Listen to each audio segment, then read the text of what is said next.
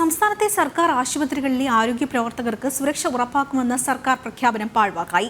സുരക്ഷയ്ക്കായി ആശുപത്രികളിൽ CCTV ക്യാമറകളും പോലീസ് ഔട്ട്പോസ്റ്റ് സ്ഥാപിക്കുമെന്നായിരുന്നു സർക്കാരിന്റെ പ്രഖ്യാപനം. കഴിഞ്ഞ ദിവസവും തിരുവനന്തപുരം മെഡിക്കൽ കോളേജിലെ ജീവനക്കാരി രോഗിയുടെ ആക്രമണത്തിന് ഇരയായിരുന്നു.